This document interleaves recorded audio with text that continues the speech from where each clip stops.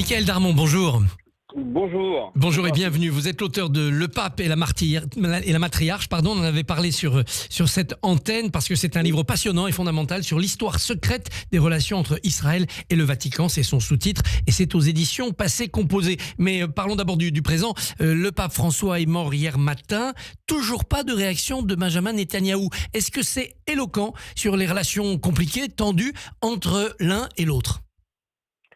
Alors oui, d'autant plus qu'on imagine que le Premier ministre israélien veut ainsi souligner toute la réprobation à l'égard des propos du pape depuis le 7 octobre, et en particulier lorsqu'il a expliqué dans une déclaration que on était peut-être dans une possibilité de génocide.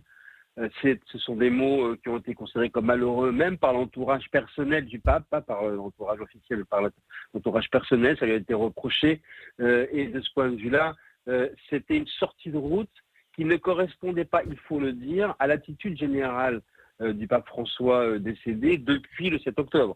Il a très très vite fait passer des messages. Il a reçu des familles d'otages israéliens, notamment la famille Calderón, qui a été reçu au Vatican par le pape durant la longue attente jusqu'à la sortie et la libération de ces familles, notamment récemment.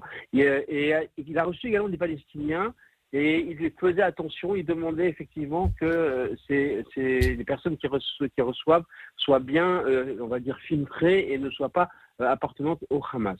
Ça, c'est une chose. Mais il est vrai qu'il a été, et il a encore rappelé récemment, très sensibilisé en permanence, évidemment, à la souffrance. Alors là, il est dans son magistère, il est dans la compassion pour la souffrance de tous, mais plus particulièrement à l'égard des Palestiniens de Gaza, parce que figurez-vous qu'il était en contact quotidien avec le prêtre, le curé de la toute petite paroisse de Gaza, avec lequel il parlait au téléphone tous les jours.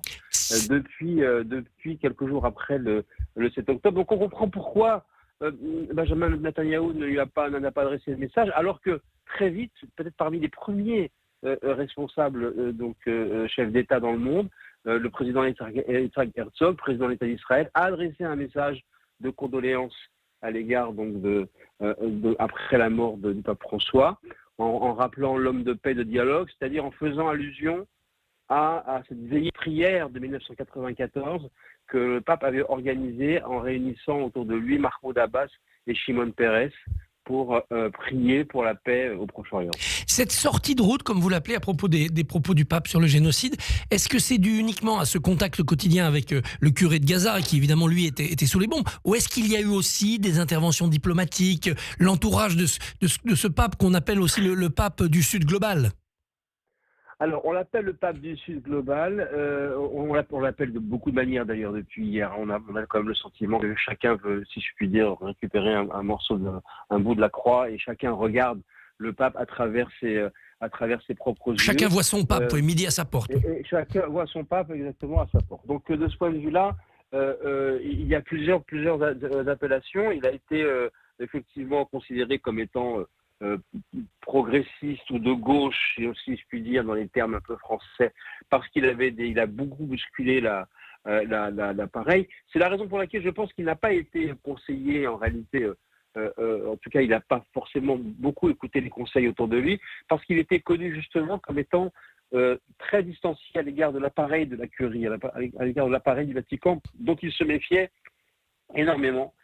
Qu'il a voulu d'ailleurs, qu'il a réformé d'ailleurs, et c'est la raison pour laquelle ça a également beaucoup clivé. Je pense que c'était beaucoup lié à ce moment-là c'est vraiment ce dérapage. C'est que tout le monde a qualifié ainsi. Il y a quelque temps, j'avais un débat justement autour de ce livre au Collège des Bernardins à Paris. Le frère Pierre-Marie Coudray d'Abou Ghosh était là également. On a mené ce débat ensemble.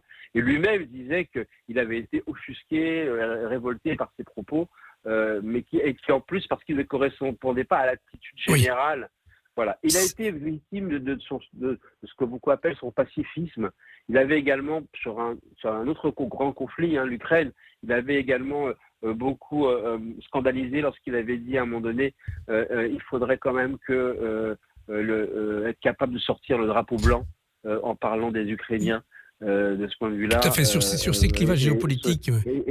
il a toujours eu des paroles qui étaient fortes, peu suivies des faits sur le plan géopolitique, hein, ça c'est vrai, même si sa critique du populisme, à Trieste, il a prononcé un discours en disant que la démocratie n'est pas en bonne santé, a aussi beaucoup marqué, et bien évidemment ses engagements pour l'écologie et pour les migrants. Lui-même était un ancien migrant. Tout à fait, il se décrivait comme tel. Paradoxe tout de même, cette série d'engagements, notamment l'engagement sur Gaza, lui vaut aujourd'hui un hommage appuyé de Jean-Luc Mélenchon, qui publie un texte dans l'hebdomadaire La Vie et qui, sur les réseaux sociaux, s'est fendu d'un hommage à ce pape qui est le pape pour lui de la théologie de la libération et le pape qui a su prononcer le mot de génocide. Donc il y a une récupération.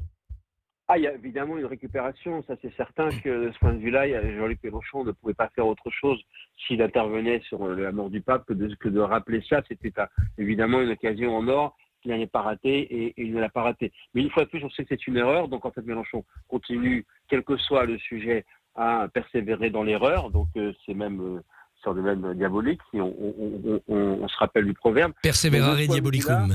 Voilà, donc de ce point de vue-là, c'est, je dirais, au fond, logique pour Jean-Luc Mélenchon. Ce qui est intéressant, c'est quand Jean-Luc Mélenchon dit il a été le pape de la théorie de la théologie de la libération. Il faut se rappeler que c'est contre cette théologie que Jean-Paul II s'est beaucoup mobilisé, a beaucoup combattu, notamment les églises d'Amérique du Sud, d'où venait donc le pape François. Et c'est aussi une des raisons pour laquelle on comprend que à partir du moment où il devient pape, François ne va plus jamais en Argentine. Il a sillonné le monde entier, comme il n'est pas retourné dans son pays. Et il n'est jamais retourné dans son pays depuis 13 ans, depuis le moment où il est devenu pape. Alors, il y avait effectivement un combat également théologique. Est-ce que cette sortie de route, pour revenir sur les relations avec Israël, c'est une cassure après 50, 60 ans de réel rapprochement entre Jérusalem et le Vatican ? Non, ce n'est pas une cassure. Je ne pense pas, parce que d'abord, évidemment, maintenant, la fonction continue. Hein, on sait que la fonction du pape dépasse la personnalité. Donc, il va y avoir bientôt, à la sortie du conclave, donc un nouveau souverain pontife, et on verra à ce moment-là qu'est-ce qu'il dira, d'où il viendra et ce qu'il dira. Donc, je pense qu'on est en fait dans un moment suspendu. On a marqué l'année dernière, effectivement, en 2024, les 30 ans de la relation diplomatique entre le Vatican et Israël. Les relations, elles sont, telles que j'ai pu encore constater il n'y a pas longtemps, elles sont maintenant, je dirais, elles sont prolifiques sur le plan du dialogue judéo-chrétien, qui est paradoxalement extrêmement vivace, extrêmement puissant, qui n'est pas remise en question par le monde chrétien, qui on va dire, se développe dans beaucoup d'endroits, en particulier en France.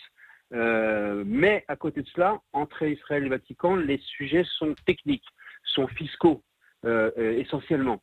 Il y a beaucoup de tensions qui existent entre les deux administrations pour des récupérations fiscales, pour la gestion des biens immobiliers. Dans une situation financière du Vatican qui est délicate en ce moment. Qui est délicate en ce moment, et surtout l'attitude également de l'administration fiscale et générale en Israël à l'égard des biens immobiliers. Donc, elle se focalise là-dessus, avec bien sûr depuis le 7 octobre une sensibilité marquée à l'égard de ce qui se passe pour les Palestiniens. Mais il faut quand même, pour être juste dans l'image et la perception, ne pas oublier qu'à chaque fois, et là en cela il a été ni de droite ni de gauche, François, il a été un pape catholique, on va dire, c'est-à-dire qu'il a à chaque fois rappelé la compassion pour les souffrances, pour les plus fragiles, pour les plus pauvres, hein. La pauvreté a été quand même le programme structurant de son pontificat, la lutte contre la pauvreté. Et de ce point de vue-là, oui, il a à chaque fois rappelé ce que vivait le peuple palestinien depuis le 7 octobre. Mais une fois de plus, il a aussi à chaque fois rappelé rappeler et parler des souffrances Des des souffrances. Israéliens. Il les a reçues. Et Et tout à fait. dernière chose, c'est vrai, il a juste avant le 7 octobre, avec un personnage assez étonnant que je connais bien, qui s'appelle Enrique Zimmerman, qui est un journaliste israélo-portugais, qui est son ami intime. C'est avec lui qu'il avait organisé déjà la veillée en 1994. Il était en train d'organiser une grande nouvelle veillée de prière à Abu Dhabi, avec l'ensemble des acteurs des accords d'Abraham et également en ayant invité le président Tout ukrainien. à fait. Mais Absolument. le 7 octobre a tout changé. Est arrivé. À l'automne, le 28 octobre, on va fêter les 60 ans de Nostra Aetate. On reste dans cet esprit de l'encyclique à notre époque de la réconciliation interreligieuse? Absolument. J'ai encore eu l'occasion de le vérifier il y a quelque temps lors d'un débat au Collège des Bernardins. Ça reste absolument central. Et ce qui est intéressant, c'est le découplage entre une situation politique et géopolitique qui peut effectivement amener à être critique à l'égard de la politique de l'État d'Israël, qui n'obère pas et n'affecte pas la puissance et la qualité du dialogue judéo-chrétien, parce qu'il y a aussi une évolution géopolitique, parce qu'il y a ce sentiment de faire partie maintenant, vous parliez tout à l'heure du Sud global, justement d'être menacé par une partie, je dirais maintenant de la planète, dans des combats perçus comme étant civilisationnels. C'est-à-dire c'est l'Occident judéo-chrétien qui est aujourd'hui menacé par des pays dont l'agenda, comme on dit, dont le programme est assumé comme étant anti-occidental, antidémocratique et plus précisément, voire même antisémite. Donc de ce point de vue-là, il y a ce rapprochement que l'on constate qui a toujours été fort, mais il prend une dimension supplémentaire parce qu'il est perçu comme étant une solidarité de combat face à une civilisation occidentale dont la matrice est née judéo-chrétienne. au Proche-Orient. Pour conclure, Michaël Darmon, le Vatican reste attaché à la solution à deux États. C'est la ligne? Pas vraiment. Non. Pas vraiment. C'est pas la ligne. C'est pas la ligne. Il y a eu je le mentionnais dans mon livre, il y a eu justement un article qui a été publié dans une revue très très proche de la diplomatie pontificale du Vatican, qui disait qu'au fond, il fallait faire preuve de pragmatisme et que la solution à deux États n'était plus envisageable sur le plan Pragmatique. concret, lié aux situations du terrain, mais qu'il fallait maintenant lutter plutôt pour la lutte pour l'égalité des droits, c'est-à-dire en fait dans un seul État, ce qui provoque bien entendu d'autres débats. Eh bien, mais en même temps, cette solution-là, elle est du point de vue de la diplomatie vaticane, elle n'est plus envisagée officiellement. Très bien. Michaël Darmon, Le Pape et la Matriarche, passionnant ouvrage sur l'histoire secrète des relations entre Israël et le Vatican, aux éditions Passé Composé. Merci et bonne journée. Merci beaucoup Christophe, on vous retrouve demain matin. Votre invité sera Ilana Sicurel, conseillère de coopération et d'action culturelle à l'ambassade de France en Israël.